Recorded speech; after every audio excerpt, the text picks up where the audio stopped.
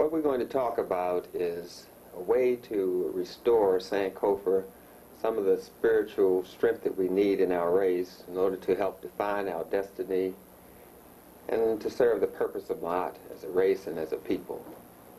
In order to do that, we have to recapture some of that spiritual forces that we have in some way betrayed the trust of. And we've done that through the plague of abortions. The abortion plague, that's what we're talking about.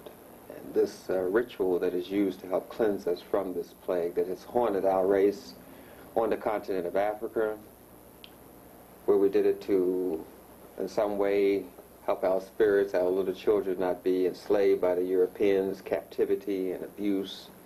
And we aborted our children on the slave ships in order so that they wouldn't have to go through slavery. For various spiritual and physical reasons, we contributed to this abortion plague, and we continued on in America, North and South America, to abort our babies, our sperm, in order to some way circumvent the white supremacy that we're under.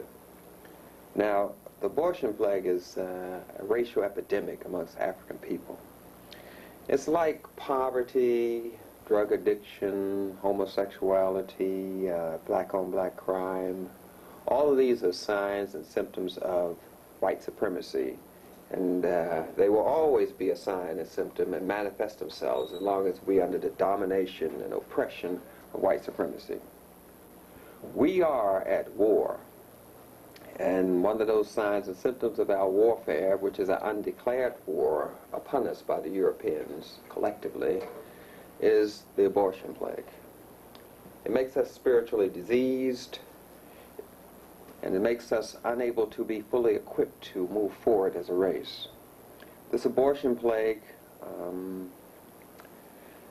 is the murder of countless sperms and countless fetus and babies that we have to some way show our connection to, because that is a part of us and we are part of them, and so we must recognize this part in this abortion cleansing ritual. We know the pain and the suffering that is caused by abortion because we are aborted from our culture.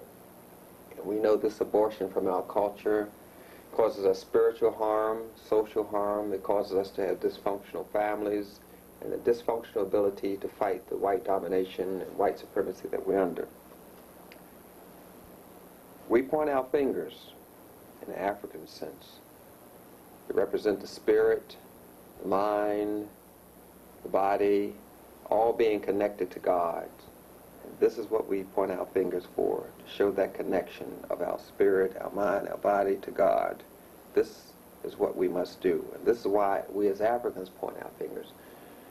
We're trying to bring about some harmony and some recognition of that universal power within us by doing that. And we don't use that anymore because, well, pointing the finger in European domination means a gun.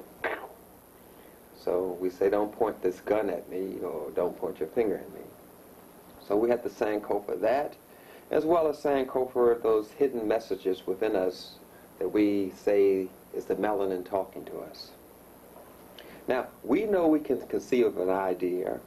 We can conceive of a baby. We can conceive of a spirit. We can give birth to an idea. We can give birth to a spiritual idea. We can give birth to a baby. A song that you sing, and if you put your spirit into it, we say it has soul. We have given birth to spirit by singing. But we call that soulful. And when someone is doing some work and they're showing that they have the Ma'at strength within them, we say they have spirit in their work. So we reckon we can create an idea, we can give birth to an idea, we can create spirit, we can give birth to spirit, we can create a child, and we can give birth to child. So this is understood to be holistic, and what we're doing is using a holistic language here so you can understand holistically the effect of the abortion plague, that is the destruction of the fetus and the destruction of the sperm, or abortion of sperm. This boomerangs back upon us and can cause diseases of the uterus, diseases of the prostate. We have spiritual caused diseases in the African civilization, as well as the biochemical caused ones and the physical caused ones. So we're looking at the spiritual entity in itself as being diseased. And this ritual is to help us cleanse ourselves and recapture that energy that we have in some way betrayed the trust of and aborted. We must also, in looking at this, understand that we're healing ourselves and we're trying to do a healing of our race so that we may move forward in all the glory that the Creator wants us to move forward in. Now, we have the strength to do this, and we have to call on that strength and realize that that strength is given us so that we may unify ourselves as a race and unify ourselves much more with our African spirituality. Now, I'm going to explain some of the things we have on the table here for you that you can use in the ritual along with some other things that you may find the creative energy to use. Now, we have the Akan Adinkra symbol here, the J in Ya Mi, J in Ya Mi, which is right here. There's no God except God. Or God can only be God. J-D, Ya-Mi. Then we have the drum. Of course, the drum is your heartbeat. It gives praise at ceremonies, and it welcomes our ancestors. Praise for their force. And we're trying to give praise to those aborted sacrifices that we call fetus and sperm that have been neglected and abused. So we use the drum for that purpose, to give that praising energy, to bless them and know that we're with them. We have the cowrie shells here, the cowrie shell mat, as you see. The cowrie shell is a mollusca. It's invertebrates. It includes snails and squid, and they're usually in warm seas. They represent money in Egypt at one time, and they're worn around women's waist to protect their genitals, because in some ways they represent the lips of the vagina. So we're symbolically using them to protect our creative life force. Then we have the candles here, as you can see. The candles are burnt during the ceremony to show that we are giving back to the spirit world and calling upon the spirit world this energy of the red, black, and green. We also have the symbol here, fertility symbol. As you can see, we have a sword here in the person's hand. And this sword or knife is always used at ceremonies. It's called akofini. Akofini is for loyalty. It means that you pledge your trust or pledge your spirit to be a part of this ceremony. It means courage and valor. Then we have the leaves, this flower here, this plant. The leaves are the Niyami Inti. It gives God's grace and trust. The leaves depict that kind of trust that we have, that we can heal ourselves. Again, we have fertility symbol, which represents the aborted fetus and the aborted sperm that was unnecessarily killed due to the abortion plague. Then we have the Ankh, which represents the tree of life, the regeneration of our race and culture, through the regeneration of our spirit and mind and body through the birth of the fetus as well as the birth of sperm. Then we have the colors. Of course, you remember these colors were first given importance by Marcus Garvey. We have the red, the black, and the green. Then we have fruit, which means the first fruit, giving birth to the first fruit. Or the fruit of life is the children, so we have the fruit, which represents the children. And of course, we have the kente cloth, for a spiritual connection to our ancestors, representing degrees of our rites of passage and degrees of growth and development which we have and which we may have betrayed due to the abortion of sperm and fetus. And we have, of course, incense, which is used to purify the air and to welcome the spirit to come, of our ancestors to come and join us in the ceremony. These are some of the things that we can use, along with the libation cup. This libation cup and the libation waters or juice is traditionally poured at all ceremonies. We pour that into the flower pot or in the earth if you do the ceremony outside. And we have a bottle here which we would have the libation water in. Now these are some of the accoutrements, some of the things that we use for ceremonies. Of course the drum is always present, but these are some of the things that you can make them into a variety of different shapes or forms and place them on tables or on the floor while you do the ceremony. If there's more than one man and woman involved, we use a circle. We form a circle as we perform the ceremony. We must ask the Creator to give us the vision to see this illness within us and to strengthen us to overcome it and heal ourselves from this emotional, spiritual, and sex, lust, and disease thinking that has led us to the lustful murder of aborted fetus and aborted sperm. Now, we want to wash away the pain of this abortion of sperm and fetus by pouring libation. We would perhaps would say we want to wash away the pain, and we pour a libation for the pain. We wash away the guilt. We wash away the anger. We wash away the betrayal. We wash away our poor judgment. We wash away the crime that we have committed against our ancestors. We give a new beginning to, and we bless the countless abortions of our ancestors, and we will that this will no longer be a part of our race. And we can pour libation for each of those statements of affirmations which I made. Now then,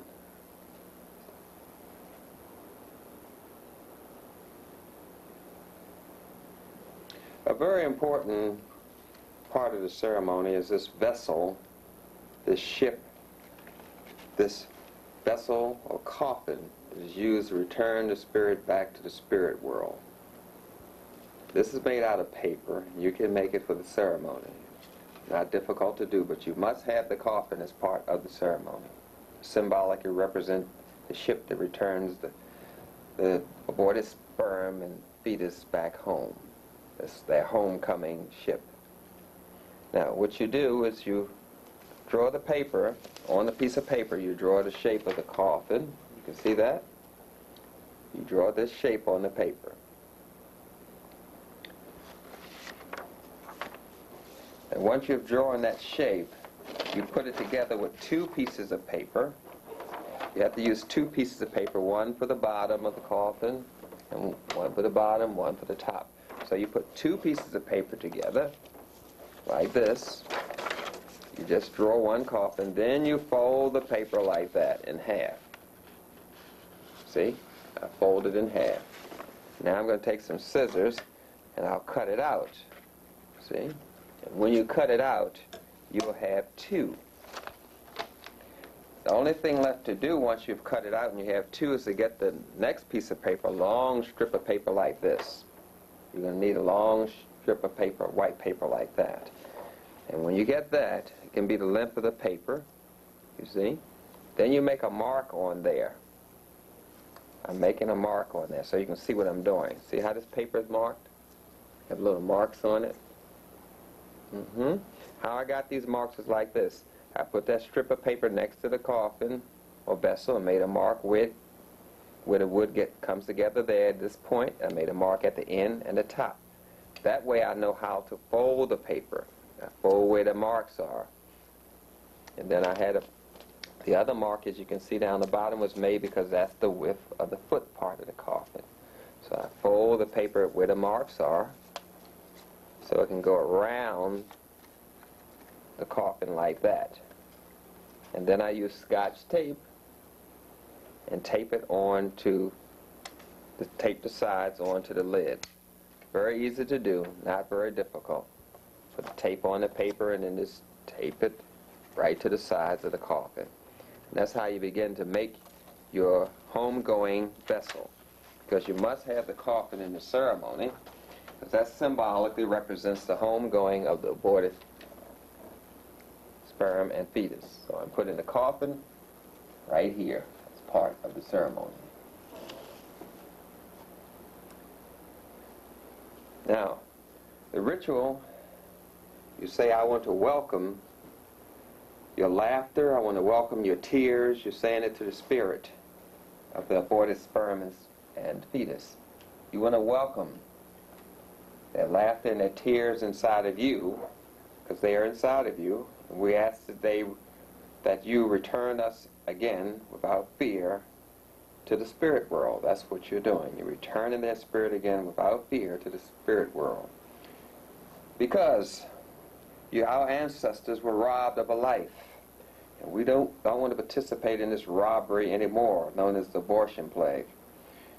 Their spirit was somehow betrayed on their middle passage here, from the spirit world traveling to the earth. That's their middle passage. And once they got here, we betrayed that by abortions. Now,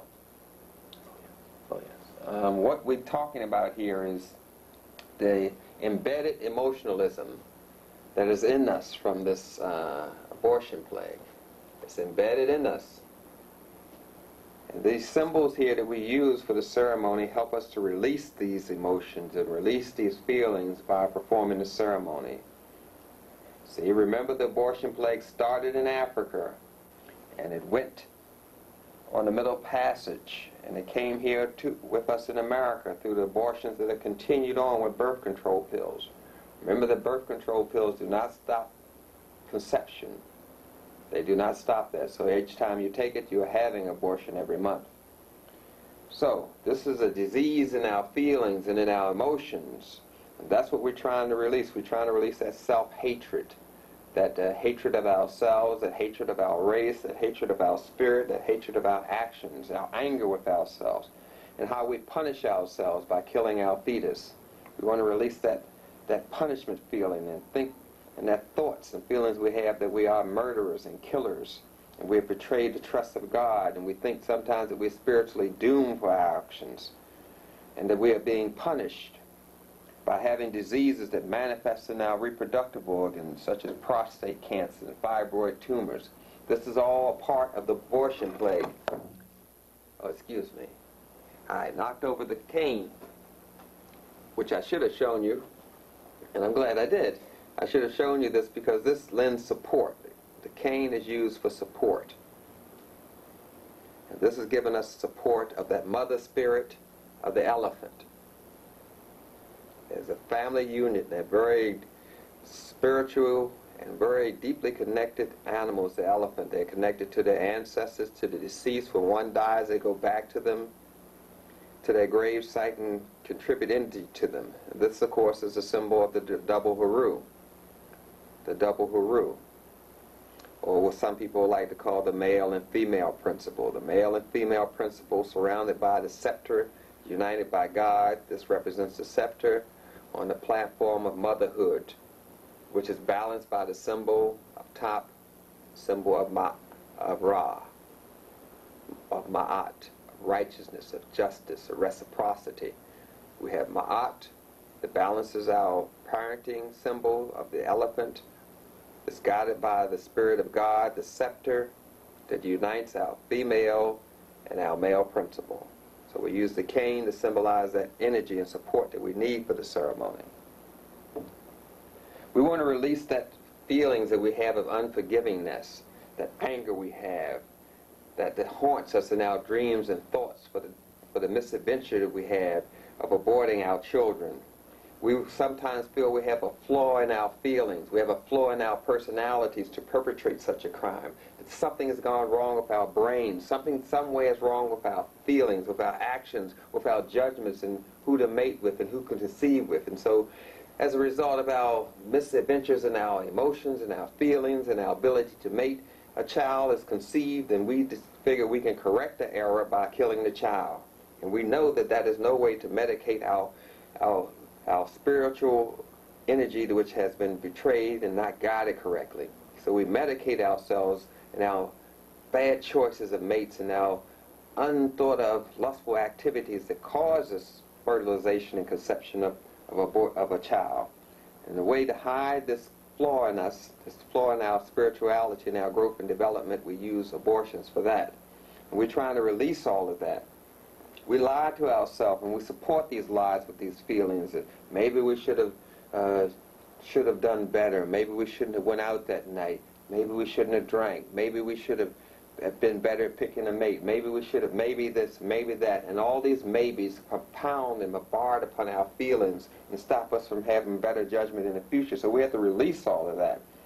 We have to release the fact that we know we have killed warriors that we need. Our Shiros and Heroes, the Nzingas, the Hatshepsuts, the Malcolm X's. We have not allowed that energy we need to further our race into the Tamari, or planet Earth. And we're trying to release that kind of guilt that we have and hatred and anger so that we can give birth to these spiritual energies, physical energies that we need, which we call a child, which is the return of our ancestors.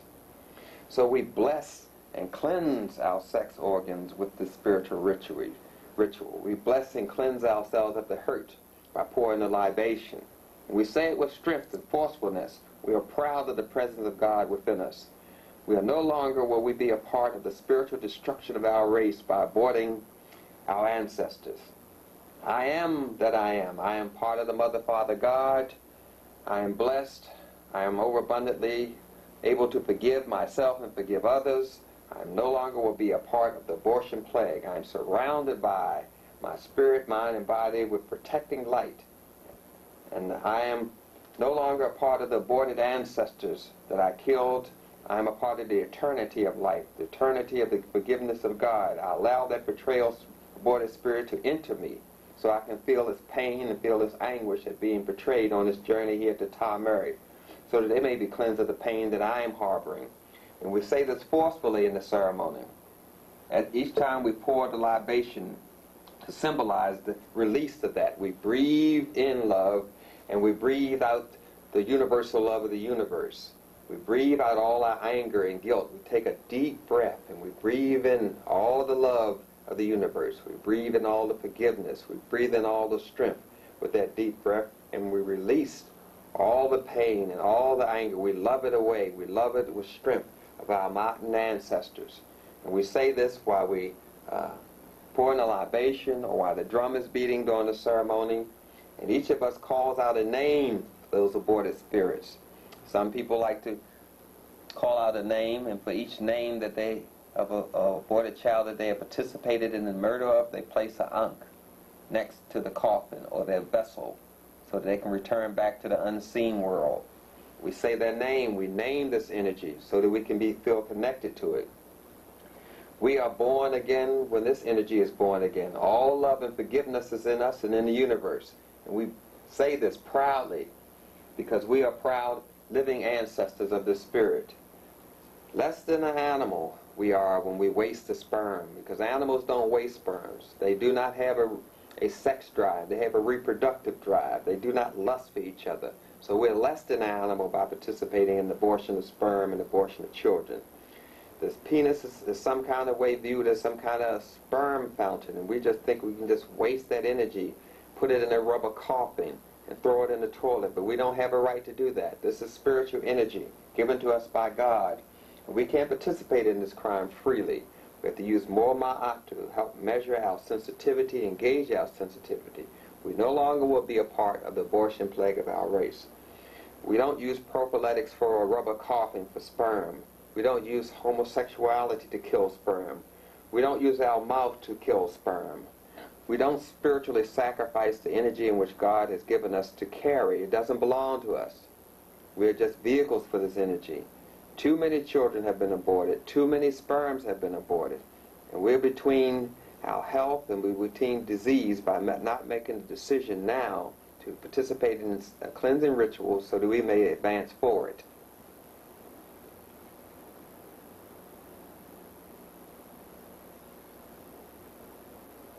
Yes, we again are Sankofa. Remember that. We're Sankofa. We're creating Ma'at by spiritualizing the ceremony and spiritualizing that energy that's always a part of us. It's not aborted. It's still a part of us, and we are part of it, of that dead, aborted, murdered fetus and sperm. We are part of it. That is a part of us that we have killed and not allowed to grow and to blossom. And a lot of us harbor this kind of feeling with warts, which is a symptom of doubt. And herpes is another genital kind of disease, a symptom of guilt. And these diseases easily manifest themselves in us when we have this kind of ugliness that we harbor inside of us that haunts us in our quiet hours when we sit alone. We have relationships in order to have a real relationship, and we're not really working on the trueness of our character because we're just trying to get to a relationship by working on a relationship, and that leads us to abortions. And we figured that the other person we were with was worthless and not valuable enough. but yet they were valuable enough to help conceive a child. So that makes us feel worthless, just as worthless as the person that we're saying is worthless. We look like a people. We look like we're whole, but we have a part of us that is not altogether correct. We are using this ceremony to cleanse that part of us so we may be correct in the sight of Ma'at, in the sight of God. Some people buy a lot of dolls in order to compensate for that guilt. So a lot of ladies have dolls just in some way to compensate for that.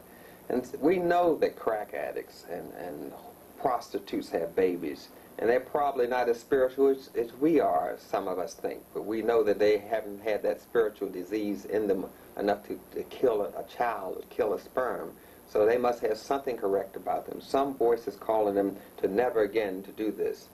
So we have to return the spirit which we have betrayed back to heaven, so it may come back to us cleansed and assured that it can continue with our upliftment as a part of our continuous journey on the freedom for our race and freedom for the continent of Africa. We can no longer use ourselves as semen buckets or as some kind of lustful vehicle. We have to use ourselves as a spiritualized unit that represents the greatness of our God, greatness of our planet, and greatness of our continent. So we pour the libations, where we continuously are part of the life of the sperm, the life of the aborted child. We are a part of it, and it is a part of us. Now let me show you how we would do the ritual. We would start off, first of all, as I mentioned, all of us who are participating in the ritual, the men as well as the women, will form a circle, and in the circle we have the table or the mat, which this mat here, the straw mat that I showed you in the beginning, it represents the eternal ring, the eternal cycle, the eternal kinship, the eternal connection of us with our ancestors and with God. That's why the coffin is in this eternity, because we eternally connected with it. And it's giving birth to a new life, a new beginning for us with this cleansing ceremony. And we light the candles to give the fire of Ma'at, the fire of Ra, which is balancing of Ma'at. And we have the red, black, and green to symbolize our journey and our strength, and the rebirth and replenishment of our spirituality by the leaves. That's why the leaves are here. And the sword here, and the fertility symbol, gives us courage that we can give birth to this new beginning. Along with this fertility symbol, which shows that we are giving birth to the new beginning. As I mentioned before, this symbol means only God, nothing except God. And of course, we have the principles of Kwanzaa. So we use those names because we did not name these aborted spirits. So we pour a libation for Kukachakalir.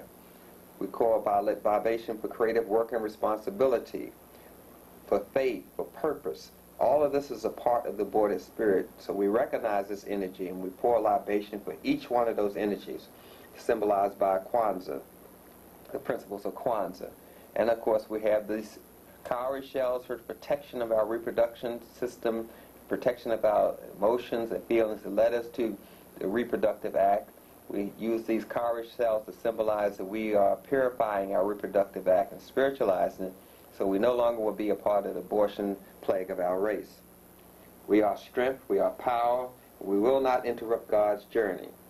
So we say this, and we say the principles of Kwanzaa, because that's the principles involved in the energy of our aborted sperm and aborted fetus and babies and children. We pour a libation for each one of these principles, and we're using those names to recognize the spirits that we have participated in the murder and killing of. Again, this ritual is a ritual of strength and rebirth of our Africanity. It's not a ritual to feel sad about, or to feel that we're some way trying to heal or cover up our distortions in our character. We know they're there, and we know we have to work on them, but this ritual is to help give birth to that new strength that we need to have a new beginning. Now I'll start the same way as I'm going to end the same way as I began. I'm going to end by pointing my finger, and that symbolizes again the spirit, the mind, and the body united with God. That's what you must be. It doesn't symbolize violence or the shooting or the killing. We are no longer part of the abortion plague of our race, and we're performing this ceremony with the complete participation of our ancestors, those not yet born and those still to be born, and those whose journey here has been aborted. This is a ceremony for cleansing us and strengthening us as a race, as a parenting couple, as carriers of the life force of the Creator God.